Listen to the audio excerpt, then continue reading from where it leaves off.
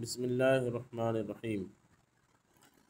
فصل فی الکفاءۃ الکفاءۃ فی النکاح معتبرۃ۔ قال علیہ السلام الا لا یزوج النساء الا الاولیاء ولا یزوجن الا من الاکفاء ولأن انتظام المصالح بین المتکافئین عادۃ لأن الشریفۃ تأبى ان تکون مستفرشۃ للخصیص فلا بد من اعتبارها بخلاف جانبها لأن الزوج مستفرش فلا تغيظه دناءة الفراش وإذا زوجت المرأة نفسها من غير كفوء فللأولياء أن يفرقوا بينهما دفعا لضرر العار عن أنفسهم. ثم الكفاءة تعتبر في النسب لأنه يقع به التفاخر فقريش بعضهم أكفاء لبعض والعرب بعضهم أكفاء لبعض والأصل فيه قوله عليه السلام قريش بعضهم أكفاء لبعض بطن ببطن والعرب بعضهم أكفاء لبعض قبيلة بقبيلة والموالي بعضهم أكفاء لبعض رجل برجل ولا يعتبر التفاضل فيما بين قريش لما روينا وعن محمد إلا أن يكون نسبا مشهورا كأهل بيت الخلافة كأنه قال تعظيما للخلافة وتسكينا للفتنة وبنو باهلة ليس بأكفاء لعامة العرب لأنه معروفون بالخصاصة۔ چلو دیکھتے ہیں کفاءت کے بیان میں یہ فصل ہے۔ کفاءت کہتے ہیں ہمسری کو، برابری کو، مماثل ہونے کو، ایک دوسرے کے نظیر ہونے کو۔ مراد یہاں پہ ہے لڑکا لڑکی ایک دوسرے کے نظیر ہوں چند باتوں میں جن کا فقہ میں اعتبار کیا گیا ہے، فقہ حنفی میں جن چیزوں کا اعتبار کیا گیا ہے۔ اصل میں برابری کا معاملہ نکاح میں ہو، اس پر دلیل حضور پاک صلی اللہ تعالیٰ علیہ وآلہ وسلم کی ایک حدیث ہے کہ الا لا یزوج النساء الا الاولیاء ولا یزوجن الا من الاکفاء، کہ عورتوں کا نکاح نہ کرے مگر اولیاء لوگ ہی، یعنی جو اس لڑکی کا ولی ہے صرف اور صرف وہی اس کا نکاح کرنے کا اسی کو اختیار ہے۔ اور آگے ہے ولا یزوجن الا من الاکفاء، ان کا نکاح نہ کرایا جائیں، ان کی شادیاں نہ کرائی جائیں مگر کفو لوگوں سے، برابر کے لوگوں سے۔ یہ جو ہے نقلی دلیل ہے حدیث کے ذریعے جس کا ثبوت ہے۔ اس کے بعد جو ہے ایک عقلی دلیل دی جا رہی ہے کہ نکاح کی مصلحتیں جو ہیں، تو مصلحتوں کا نظم و نسق صحیح طریقے سے اس کا انتظام جو ہے، یہ دو برابر کے لوگ ہوں گے، دونوں ذہنی طور پر، نسب کے طور پر، مال کے طور پر، دینداری اور تقویٰ کے طور پر ایک دوسرے کے برابری کے میں آئیں گے، دونوں ایک دوسرے کو سمجھیں گے اور نکاح کے مصالح جو ہے یہ اس کا معاملہ اچھے سے چلے گا۔ عام طور پر ایسی ہوتا ہے کہ اگر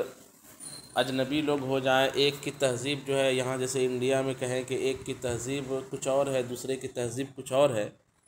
تو انڈرسٹینڈنگ ان کے درمیان نہیں ہو پاتی ہے، جس کی وجہ سے معاملات بنتے ہیں اور نکاح کی جو اصل مصلحت ہے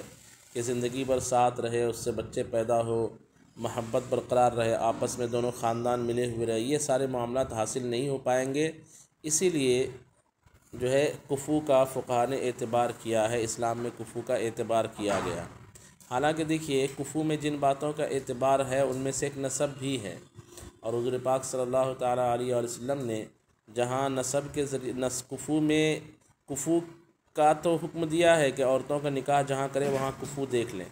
لیکن نسب پر فخر کرنا یہ بھی جائز نہیں ہے۔ اصل جو ہے قرآن پاک کی یہی آیت ہے کہ ان اکرمکم عند اللہ اتقاکم، تقویٰ اور دل کی پرہیزگاری جو ہے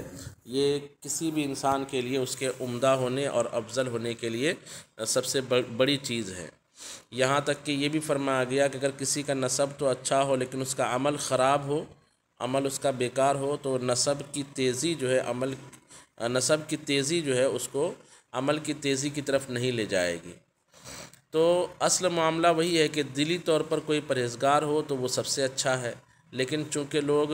عوام کا معاملہ جہاں تک ہے، لوگ آپس میں ایک دوسرے میں تفاخر کرتے ہیں ان باتوں کو لے کر کے، جیسے مال کے ذریعے سے تفاخر کرتے ہیں، نسب کے ذریعے سے تفاخر کرتے ہیں، پیشے کے ذریعے سے تفاخر کرتے ہیں، خوبصورتی کے ذریعے سے تفاخر کرتے ہیں۔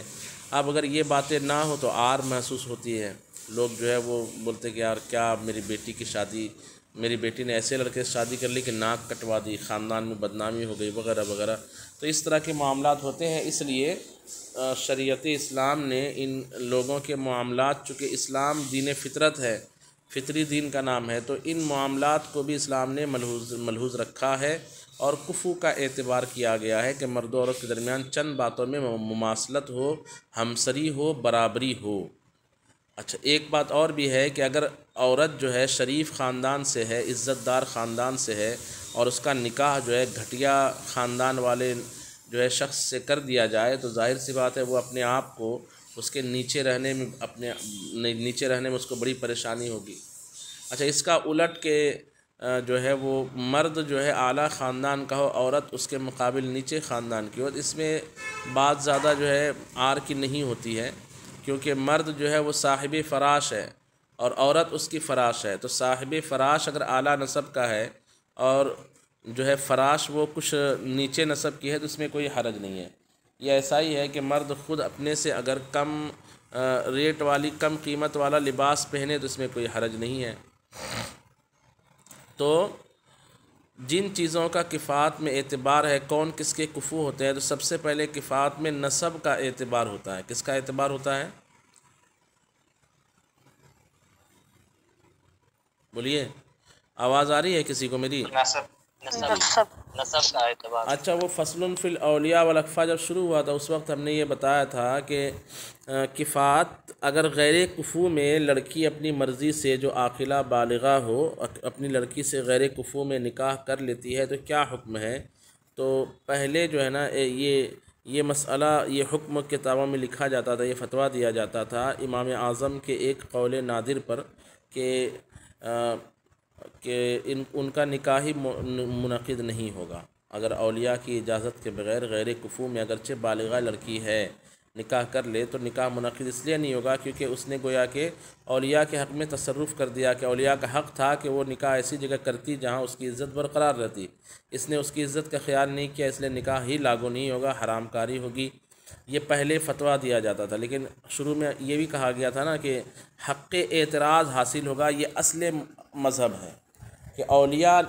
اگر اولیاء کے خلاف، اولیاء کی مرضی کے خلاف لڑکی نے غیر کفو میں نکاح کر لیا تو اس کا نکاح تو لاگو ہو جائے گا، لیکن اولیاء کو حق اعتراض رہے گا، یعنی وہ چاہے تو یہ کیس لے کر قاضی شرع کے پاس جائے کہ میری بچی نے، میری لڑکی نے فلاں جگہ نکاح کر لیا جس کی وجہ سے میرے خاندان کا بٹا لگ رہا ہے، خاندان کی عزت جو ہے مٹی میں مل رہی ہے وغیرہ وغیرہ، تو ہمیں یہ نکاح منظور نہیں ہے۔ تو قاضی جو ہے دیکھ کر کے حقیقت حال کو سمجھ کر کے اس نکاح کو فسخ کرانے کا اختیار رکھتا ہے، اگرچہ میاں بیوی راضی نہ ہو تو بھی، یعنی میاں بیوی راضی ہو کہ نہیں ہم نکاح پر برقرار رہیں گے تو بھی نکاح کے فسخ کرانے کا اختیار رہے گا۔ تو یہ مسئلہ کہ میاں بیوی راضی تو کیا کرے قاضی، یہ ٹھیک ہے، اپنی جگہ درست ہے۔ یہ درست کب ہے کہ دونوں ایجاب و قبول کرنا چاہے تو، لیکن برقرار یہ ایجاب و قبول برقرار رہے، اس میں یہ محاورہ جو ہے ایک جگہ آ کر کے غلط ہو جا رہا ہے کہ قاضی چاہے گا تو دونوں کا نکاح فسخ ہو جائے گا اس معاملے میں، جبکہ لڑکی نے اپنا نکاح جو ہے غیر کفو سے کیا۔ یہی فتویٰ ابھی دیا جاتا ہے، پہلے فتویٰ دیا جاتا تھا کہ نکاح ہی منعقد نہیں ہوا، ابھی فتویٰ یہ دیا جاتا ہے کہ زیادہ سے زیادہ اولیاء کو حق اعتراض ہے کہ وہ قاضی کے پاس جو ہے اپنا رونا روئے اور قاضی جو ہے ثواب دید کے ذریعے سے اس نکاح کو فسخ کر دے تو نکاح فسخ ہو جائے گا۔ بات سمجھ میں آ گئی؟ اس کے بعد نسب میں جن چیزوں کا اعتبار ہے اس میں سب سے پہلی چیز ہے، معاف کیجیے، نکاح کے کفات میں جن چیزوں کا اعتبار ہے ان میں سے ایک ہے نسب میں کفات، نسب میں کفات کے نسب میں برابری ہو۔ تو یہ عرب میں تو نسب محفوظ ہے لوگوں کے، انڈیا وغیرہ ایشیا میں عرب کے علاوہ جو لوگ ہیں انہوں نے اپنے نسب کو تو محفوظ رکھا نہیں، زیادہ سے زیادہ پردادا یا پردادا کے باپ کا نام یاد رہتا ہے، اس کے بعد کیا تھا، کون لوگ تھے، کہاں سے رہتے تھے، کہاں کیا بستے تھے، یہ سب کسی کو پتہ نہیں رہتا ہے۔ تو غیر عرب نے چونکہ اپنا نسب کھو دیا ہے، تو غیر عرب میں نسب کا میں اعتبار جو ہوگا اس میں کچھ تفصیل الگ ہوگی، اور عرب میں جو نسب کا اعتبار ہوگا اس کی کچھ تفصیل الگ ہوگی۔ تو عرب میں جو ہے عرب میں جو نسب ہوتا ہے وہ عرب میں جو خاندان بسے ہوئے ہیں، برادریاں بسی ہوئی ہیں، وہ ہے نسب کے اعتبار سے جو برادریاں ہیں وہ 6 طرح کے مطلب اس میں طبقے ہیں۔ کتنے طرح کے طبقے ہیں بولیے؟ ہاں، عرب میں سب سے اوپر جو ہوتا ہے وہ ہوتا ہے شعب، پھر اس کے نیچے چند قبیلے ہوتے ہیں، پھر چند قبیلے کے نیچے جو ہے چند عمارہ ہوتے ہیں، پھر چند عمارہ کے نیچے چند ابطان ہوتے ہیں، بطون ہوتے ہیں، معاف کیجیے، بطون ہوتے ہیں، اور بطون کے نیچے چند جو ہے فخذ ہوتے ہیں، اور فخذ کے نیچے چند فصیلہ ہوتے ہیں۔ یعنی سب سے نچلے درجہ جو ہے نیچے ہے فصیلہ، ایک گھرانہ جس کو آپ بول سکتے ہیں، ایک گھر والے۔ پھر وہ گھر والوں کا تعلق کن سے ہے، اس کے اوپر جو ہے وہ فخذ ہے، پھر اس کے اوپر بطن ہے، پھر بطن کے اوپر عمارہ ہے، پھر عمارہ کے اوپر قبیلہ ہے، پھر قبیلہ کے اوپر شعب ہے۔ اس طرح سے جو ہے یہ 6 طبقے جو ہیں نسب میں عرب میں مانے جاتے ہیں کہ اس کا شعب کیا ہے۔ اچھا، شعب فلاں شعب سے اس کا تعلق ہے، فلاں، اس کو شعوب قرآن پاک میں اس کی جمع فرمایا گیا ہے، جعلناکم شعوبا و قبائل، اس طرح سے۔ پھر شعب معلوم پڑ گیا تو اس کا قبیلہ کیا ہے، فلاں قبیلہ۔ اچھا، قبیلے میں اس کا عمارہ کیا ہے تو فلاں عمارے کا، عمارہ میں اس کا بطن کیا ہے، فلاں بطن کا ہے، وہ بطن میں اس کا فخذ کیا ہے تو فلاں فخذ کا ہے، اور فخذ میں اس کا فصیلہ کیا ہے تو فلاں فصیلے کا ہے۔ اس ترتیب سے وہاں نسب کا اعتبار ہوتا ہے، کیونکہ عرب میں نسب جو ہے وہ تفاخر کا ایک ذریعہ مانا جاتا ہے۔ تو یہاں پہ کچھ مثال کے طور پر بیان کیا ہے کہ قریش، جو قبیلہ قریش ہے، یہ قبیلہ ہے، قریش جو ہے یہ آپس میں ایک دوسرے کے کفو ہوں گے، آپس میں ایک دوسرے کے کفو ہوں گے بطن کے اعتبار سے۔ کس اعتبار سے؟ بطن تک آپس میں ایک دوسرے کے کفو ہوں گے۔ یعنی قریش کا ایک ہے شعب، ایک ہے قبیلہ، اس کے نیچے عمارہ، اس کے نیچے بطن، تو ایک بطن دوسرے بطن کا کفو ہے۔ اور عرب جو ہے آپس میں عربی لوگ جو قبیلے تک ایک دوسرے کے کفو ہوں گے، اگر اس قبیلے کا کوئی ہے تو دوسرے قبیلے کا شخص اگر اسی قبیلے کا کہیں اور ہے تو وہ ایک دوسرے کا کفو ہوگا، قبیلے کا وہاں اعتبار ہوگا۔ اس کے نیچے اگرچہ عمارہ الگ ہو، اس کے نیچے اگرچہ بطن الگ ہو، اس کے نیچے اگرچہ فخذ الگ ہو، اس کے نیچے اگرچہ فصیلہ الگ ہو، اس کا اعتبار نہیں ہوگا۔ کم سے کم قبیلہ میچ ہونا چاہیے، قبیلہ میچ ہونا چاہیے۔ جیسے آپ درجے بناتے ہیں نا، سب سے نیچے انسان، پھر اس کے اوپر حیوان، پھر جسم نامی، پھر جسم مطلق، پھر جوہر، تو سب سے اوپر کیا ہے؟ جوہر ہے نا؟ تو ایسے ہی سب سے اوپر یہاں پہ ہے شعب، جوہر، اس کے نیچے قبیلہ، جیسے جسم نامی، جسم مطلق بیچ میں ہے، تو اسی قبیلہ، عمارہ، بطن، فخذ، یہ 4 چیزیں بیچ میں، اور سب سے نیچے ہے فصیلہ، جیسے آپ بولیں گے کہ انسان سب سے نیچے ہے۔ تو اس طرح سے جو ہے قریش آپس میں ایک دوسرے قبیلے، قریش والے جو ہیں یہ آپس میں ایک دوسرے کے کفو ہیں، لیکن کس اعتبار سے؟ بطن کے اعتبار سے۔ اور پورا عربی لوگ جتنے ہیں سب آپس میں ایک دوسرے کے کفو ہیں قبیلے کے اعتبار سے۔ اگر ایک شخص کا قبیلہ ہے اور دوسرے شخص کا قبیلہ برابر ہے، سیم ہے، تو ایک دوسرے کا کفو بن جائے گا۔ اور جو غیر عرب ہوتے ہیں، غیر عرب میں جو لوگ ہیں وہ آپس میں شخصی اعتبار سے ایک دوسرے کے کفو ہیں، یعنی ایک آدمی مسلمان ہے، دوسرا آدمی مسلمان ہے تو ایک دوسرے کا کفو ہو جائے گا۔ لیکن انڈیا، پاکستان، ایشیا میں اگر دیکھیں گے تو یہاں پہ زیادہ تر کفو کا معاملہ جو ہے وہ کسی شخص سے منسوب خاندان، جیسے خان ہے، یا پیشے سے منسوب جو خاندان برادریاں ہیں، جیسے پیشے سے منسوب بنکر ہے، ایسے پیشے سے منسوب نداف ہے، پیشے سے منسوب جو ہے وہ انصاری برادری ہے، یہ پیشے سے منسوب ہے، کسی شخص سے منسوب نہیں ہے۔ ان چیزوں کا اعتبار ہوتا ہے۔ تو یہ عرب کے اعتبار سے جو بیان کیا گیا اس کی تفصیل سمجھ لیجئے کہ عرب میں قریش جو ہے قبیلے بطن کے اعتبار سے ایک دوسرے کے کفو ہیں، اور پورا کا پورا عرب جو ہے قبیلے کے اعتبار سے ایک دوسرے کے کفو ہے۔ اور عرب کے علاوہ جو موالی لوگ ہیں، موالی سے مراد عجمی لوگ ہیں، وہ ایک شخصی طور پر ایک دوسرے کے کفو ہوں گے۔ اس میں دیکھیں گے کہ نسب کیسا کیا ہے، تو اگر ایک خاندان مسلمان ہے، پورا دوسرا خاندان مسلمان ہے، ایک دوسرے کے کفو ہوں گے۔ اچھا، مان لیجئے کہ ایک شخص وہ ہے کہ جس کے 2 نسل جو ہے اسلام میں ہے، اور ایک شخص وہ جس کی ایک ہی نسل ابھی اسلام میں ہے، یعنی پہلی بار اسی نے اسلام قبول کیا، وہ اس کا کفو ہوگا کیا جس کا دو خاندان، یعنی دادا بھی مسلمان ہے، باپ بھی مسلمان ہے، اور یہ بیٹا بھی مسلمان ہے. اور ایک شخص وہ ہے کہ جو خود ہی مسلمان ہے، اس کا باپ کافر تھا، اس کا دادا کافر تھا، یا اس کا باپ تو مسلمان تھا لیکن دادا کافر تھا. اس کی بھی تفصیل ہے. یعنی غیر عرب میں جو ہے نسب کا اعتبار اسلام کے ذریعے سے ہوگا کہ وہ کتنا پرانا مسلم ہے. اچھا، یہ باتیں یہ بھی یاد رکھیں کہ یہ اس زمانے کے اعتبار سے تھی. ابھی جو ہے کفو میں خاص چیزوں کا اعتبار جو ہوتا ہے اس میں سے ایک ہے پیشہ، دھندا کیا ہے سماج میں، اور ایک ہے برادری جس کو ذات پات یہاں کہا جاتا ہے، اس کا بھی اعتبار کیا جائے گا. دیکھیے کہتے ہیں کہ ترجمہ دیکھ لیجئے یہاں تک پہلے. الکفاءۃ فی النکاح معتبرۃ، نکاح میں کفاءت کا اعتبار کیا جائے گا.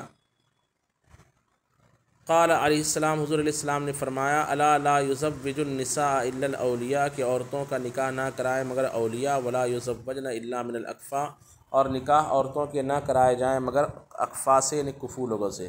ولأن انتظام المصالح بین المتکافئین عادۃ، اور اس لیے بھی کہ مصلحتوں کا انتظام دو برابری کے لوگوں کے درمیان ہی عادتاً ہوتا ہے. لأن الشریفۃ تأبی ان تکون مستفرشۃ للخسیس، اس لیے کہ شریفہ لڑکی انکار کرے گی کہ وہ کسی گھٹیا آدمی کا مستفرشہ یعنی فراش بنے، فراش بنے. فلا بد من اعتبارها، اسی لیے کفاءت کا اعتبار ضروری ہے. اس لیے عورت میں کفاءت کا اعتبار ضروری ہے. بخلاف جانبها، بخلاف اس کے دوسرے جانب کے. یعنی اگر عورت گھٹیا مرد افضل ہے تو یہ جو ہے چل جائے گا، لیکن عورت افضل ہے اور مرد گھٹیا نسب کا ہے تو یہ جلدی نہیں چلے گا. لأن الزوج مستفرش، اس لیے کہ اب یہاں پہ شوہر خود صاحب فراش ہے. فلا تغیظہ دناۃ الفراش، تو شوہر کو غصہ نہیں دلائے گا عورت کا فراش کا گھٹیا ہونا. فراش اگر گھٹیا بھی ہے، یعنی کچھ اس میں کمی بھی ہے، تو بھی یہ شوہر کے لیے باعث آر نہیں. لیکن اگر لڑکی اعلیٰ خاندان کی ہے اور لڑکا ہی گھٹیا ہے تو یہ آر کی وجہ ہے. وَإِذَا زَوَّجَتِ الْمَرْأَةُ نَفْسَهَا مِنْ غَيْرِ كُفُوءٍ، یہ مسئلہ جو میں نے بتایا آپ کو کہ جب عورت شادی کر لے خود سے غیر کفو سے، فَلِلْأَوْلِيَاءِ أَنْ يُفَرِّقُوا بَيْنَهُمَا، تو اولیاء کے لیے جائز ہے کہ دونوں کے درمیان تفریق کر دے. دفعاً لِضَرَرِ الْعَارِ عَنْ أَنفُسِهِمْ، اس آر کو دفع کرنے کے لیے، دفعاً لِضَرَرِ الْعَارِ، اس آر کے ضرر کو دفع، اپنے آپ سے آر کے نقصان کو دور کرنے کے لیے. اور یہ کیسے تفریق کرے گا؟ قاضی کے پاس کیس دائر کر کے. ثم الکفاءۃ تعتبر فی النسب، یہ پہلی چیز ہے جس میں کفاءت میں جس چیز کا اعتبار ہے وہ ہے نسب. پھر کفاءت کا اعتبار نسب میں کیا جاتا ہے. لأنہ یقع بالتفاخر، اس لیے کہ نسب کے ذریعے تفاخر واقع ہوتا ہے. فقریش بعضهم اکفاء لبعض، تو قریش جو ہے ایک دوسرے کے، تو بعض قریش دوسرے بعض قریش کے کفو ہیں. والعرب بعضهم اکفاء لبعض، اور بعض عرب دوسرے بعض عرب کے کفو ہیں. والاصل فیہ قولہ، اور اس میں اصل حضور علیہ السلام کا یہ فرمان ہے، قریش بعضهم اکفاء لبعض، کہ قریش بعض قریش دوسرے بعض قریش کے کفو ہیں. بطن ببطن، ایک بطن دوسرے بطن کا. والعرب بعضهم اکفاء لبعض، اور مکمل عربی لوگ بعض عربی دوسرے بعض عربی کے کفو ہیں. قبیلۃ بقبیلۃ، ایک قبیلہ دوسرے قبیلے کے ساتھ. والموالی بعضهم اکفاء لبعض، اور جو عجمی لوگ ہیں ان میں سے بعض دوسرے کا کفو ہوگا. رجل برجل، ایک خاندان دوسرے خاندان کے ساتھ، یعنی ایک گھرانہ دوسرے گھرانے کے ساتھ. یہاں لفظی معنی کر سکتے ایک شخص دوسرے شخص کے ساتھ. ولا یعتبر التفاضل فیما بین قریش، اور قریش کے آپس کے درمیان میں جو تفاضل ہے اس کا اعتبار نہیں ہے. یعنی قریش جو قبیلہ ہے، قبیلے کے نیچے پھر جو ہے وہ کیا رہتا ہے، بولیے، ہم نے آپ کو بتایا تھا عمارہ، پھر عمارہ کے نیچے بطن، پھر بطن کے نیچے فخذ، پھر فخذ کے نیچے فصیلہ. اتنی تفصیل میں جو ہے وہ تفاضل کا اعتبار نہیں ہوگا. وعن محمد، اور امام محمد سے ہے، الا ان یکون نسبا مشہورا، مگر یہ کہ نسب مشہور ہو. یعنی کبھی کبھی ایسا ہوتا ہے کہ اگرچہ دو قریشی آدمی ہے لیکن ایک وہ ہے کہ جو بالکل قریش میں ہونے کے باوجود اس کا نسب جو ہے عظیم ہے. جیسے پہلے زمانے میں خلافت کے خاندان والے الگ ہوتے تھے، یعنی جس قریش کے وہ خاندان جس میں بادشاہی ہوتی تھی، اور قریش کے وہ خاندان جس میں بادشاہی نہیں ہے. تو حالانکہ اگرچہ یہ آپس میں دوسرے کے کفو ہونے چاہیے، لیکن امام محمد فرماتے ہیں کہ یہاں پر جو ہے چونکہ خلافت کا نسب معاملہ آ گیا، اس لیے تھوڑا سا اس کا وہ خاندان الگ ہو جائے گا، وہ دوسرے قریش کے لیے بھی کفو نہیں بنے گا، اس کے لیے ویسا ہی خاندان چاہیے۔ الا ان یکون نسبا مشہورا، مگر یہ کہ نسب مشہور ہو کہ اہل بیت الخلافہ، جیسے خلافہ کے گھر والے۔ قال تعظیما کانہ، قال صاحب ہدایہ کہتے ہیں کانہ قال تعظیما للخلافہ، گویا کہ امام محمد نے یہاں پر یہ جو بات کہی ہے کہ یہ آپ نے جو اوپر کہا کہ قریش دوسرے قریش برادری کے لوگوں کے لیے کفو ہوں گے، یہ ٹھیک ہے، لیکن اگر اس میں کوئی ایسا قریش ایسی قریش برادری ہے کہ جو نسب جس کا نسب بہت زیادہ عزت کے ساتھ مشہور ہے، تو اس کے لیے اسی جیسا خاندان چاہیے جیسے اہل بیت خلافت۔ تو اللہ یہ صاحب ہدایہ فرماتا ہے کہ امام محمد نے یہ بات جو ہے خلافت کی تعظیم کے طور پر کہی ہے، کانہ قال تعظیما للخلافہ، خلافت کی تعظیم کے طور پر کہی ہے، وہ تسکینا للفتنہ، اور فتنہ کو ساکن کرنے کے لیے کہا ہے، وبنو باہلہ لیسوا باکفاء لعامۃ العرب، حدیث میں یہ فرمایا گیا کہ عربی دوسرے عربی کا کفو ہوتا ہے قبیلے کے اعتبار سے، تو اس سے استثناء کر رہے ہیں کہ عرب میں اس زمانے میں ایک قبیلہ ہوتا تھا جس کو بنو باہلہ کہتے ہیں، یہ عربی ہونے کے باوجود بہت گھٹیا مانے جاتے تھے، تو کہتے ہیں کہ یہ بنو باہلہ جو ہے عام عرب لوگوں کا کفو نہیں ہوگا، تو اگر کوئی لڑکی بنو باہلہ سے اس زمانے میں نکاح کر لیتی تو اس میں وہی ہوگا کہ ان کے اولیاء کو دفع ضرر کے لیے اس نکاح کے میں تفریق کرنے کا اختیار حاصل ہوگا۔ ابھی یہ بنو باہلہ کے لوگ پائے جاتے نہیں پائے جاتے میرے علم میں نہیں ہے، لیکن پہلے ایسے لوگ ہوتے تھے جو عرب میں ہونے کے باوجود عربی لوگ اس کو گھٹیا سمجھتے تھے، اس کو بنو باہلہ کہتے ہیں۔ ان کا پیشہ بہت خراب تھا، یہ مردار کی جو ہے چربی نکال لیا کرتے تھے پگھلا کر کے، مردار کی ہڈی جو رہتی تھی نا اس سے چربی نکال لیتے تھے تیل میں استعمال کرنے کے لیے، ایسے ہی جو مردار کی چمڑی نکال لیتے تھے اس کو سکھا کر استعمال کرنے کے لیے، تو یہ سب پیشے جو ہے بہت گھٹیا مانے جاتے تھے، اس لیے ان سے جو ہے لوگ عار محسوس کرتے تھے۔ لأنہم معروفون بالخساسہ، اس لیے کہ یہ لوگ خساست یعنی گھٹیا پن میں مشہور تھے۔ اس کے بعد کہتے ہیں وہ اما الموالی، اور لیکن جو اجمی لوگ ہیں فمن کان لہ ابوان فی الاسلام، تو وہ جس کے دو خاندان اسلام میں ہو، فسائدن یا بڑھ کر کے، فہو من الاکفاء، تو یہ اکفاء میں سے ہوگا، یعنی لمن لہ آباء فیہ، یعنی اس کے لیے جس کا پورا خاندان اسلام میں ہے، یعنی ایک شخص ایسا جو خاندانی مسلم، اور ایک شخص ایسا ہے کہ کم سے کم دادا اس کا مسلمان ہوا تھا، تو یہ بھی عام مسلمانوں کے لیے کفو ہو جائے گا۔ ومن اسلم بنفسی، اور وہ جس نے خود سے اسلام ابھی قبول کیا ہے، او لہو ابو واحد، یا اس کا ایک ہی باپ فی الاسلام اسلام میں ہے، یعنی اس کا باپ مسلمان ہوا تھا، اس کا دادا وغیرہ سب حالت کفر میں تھا، لا یکون کفوا لمن لہ ابوان فی الاسلام، تو یہ شخص کفو نہیں ہوگا اس کا جس کے دو خاندان اسلام میں ہیں، یعنی فرض کیجیے زید کا دادا بھی مسلمان، اس کا باپ بھی مسلمان، اور عمر ہے اس کا صرف باپ مسلمان ہے، تو یہ ایک دوسرے کو کفو نہیں ہوں گے۔ لأن تماما نسب بالابی والجدی، اس لیے کہ نسب کی تمامیت باپ کے ساتھ ساتھ دادا سے ہوتی ہے، لیکن امام ابو یوسف کہتے ہیں کہ جس کا باپ مسلمان ہے وہ دوسرے عام مسلمانوں کا کفو ہو جائے گا۔ کیوں؟ کہتے ہیں وہ ابو یوسف رحمہ اللہ، اور امام ابو یوسف رحمہ اللہ نے الحق الواحدہ بالمثنی، ایک خاندان والے کو دو سے لاحق کر دیا ہے، کما ہوا مذہبہ فی التعریف، جیسا کہ امام ابو یوسف کا یہ تعریف میں مذہب ہے، مطلب کسی کی کہیں پر پہچان کرانی ہو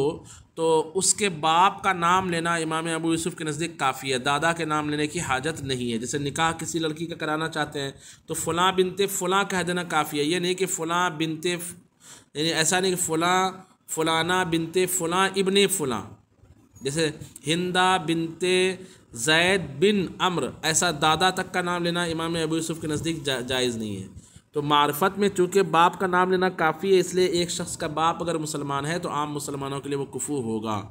ومن اسلم بنفسہ، اور یہ بات چل رہی اجمیوں کی، پہلے جو اسلام پھیل رہا تھا اور لوگ دھڑا دھڑ مسلمان ہو رہے تھے۔ ومن اسلم، اور ابھی بھی اگر ایسا کوئی ہو کہ نو مسلم اگر ہے تو نو مسلم جو ہے وہ دوسرے مسلمانوں کو کفو نہیں ہوگا، لیکن انڈیا پاکستان میں یہ فتویٰ دیا جائے گا کہ اس سے نکاح، اس کے نکاح کی ترکیب کی جائے، کیونکہ اس سے جو ہے ہو سکتا ہے کہ وہ اسلام سے متنفر ہو جائے اگر وہ اکیلا رہ جائے گا تو۔ ومن اسلم بنفسہ، اور اگر خود کسی نے اسلام قبول کیا ہے، لا یکون کفوا لمن لہ اب واحد فی الاسلام، تو یہ کفو نہیں ہوگا اس کا جس کا ایک باپ اسلام میں ہے۔ لأن التفاخر فیما بین الموالی بالاسلام، اس لیے کہ اجمیوں کے درمیان تفاخر جو ہے وہ اسلام کے ذریعے سے ہوتا ہے۔ والکفات فی الحریت نظیرھا فی الاسلام فی جمیع ما ذکرنا، اور حریت میں بھی کفات کا اعتبار کیا جاتا ہے، یہ دوسری چیز ہے۔ اب اس زمانے میں حریت اور رقیت کا کوئی مسئلہ نہیں رہا، اور حریت میں کفات کا اعتبار ہے، اس کی نظیر اسلام میں وہ تمام وہی ہے جس کو ہم نے ذکر کیا۔ مطلب کیا؟ ایک شخص جو ہے ابھی آزاد ہوا، ایک شخص وہ ہے جس کا باپ بھی آزاد تھا، یہ بھی آزاد ہے، ایک شخص وہ ہے جس کا باپ بھی آزاد، اس کا دادا بھی آزاد ہے۔ تو جو تفسیر اوپر آپ نے اسلام کے تعلق سے پڑھا کہ باپ دادا مسلم ہو تو سب کے لیے کفر، صرف باپ مسلم ہو تو دوسرے کے لیے کفر نہیں ہوگا، خود مسلمان ہے باپ دادا مسلمان نہیں تو یہ کسی کے لیے کفر نہیں ہوگا دوسرے مسلمانوں کے لیے، یہی مسئلہ جو ہے رقیت اور حریت میں ہوگا، لیکن ابھی یہ مسئلہ موجود نہیں ہے۔ لأن الرقہ اصل الکفر، اس لیے کہ غلامی یہ کفر کی نشانی ہے، وفی ہے معنی ذلی، اور غلامی میں ذلت کا معنی ہے، فیعتبر فی حکم الکفاتی، تو حکم کفات میں اس کا بھی اعتبار کیا جائے گا۔ تو ابھی یوں سمجھیے کہ دو چیزیں ہم نے پڑھی کہ کفات کا ان دو چیزوں میں اعتبار ہوتا ہے، نمبر ایک نسب میں، اور نمبر دو آزادی اور رقیت میں، اور تیسرے نمبر پہ دینداری تقوی و پرہیزگاری میں بھی کفات کا اعتبار ہوتا ہے۔ اس کو ہم انشاءاللہ کل پڑھیں گے، جو ابھی آپ اس زمانے میں جو مسئلہ موجود بھی ہے، یعنی آپ کا ہمارا اس سے سابقہ بھی پڑتا ہے۔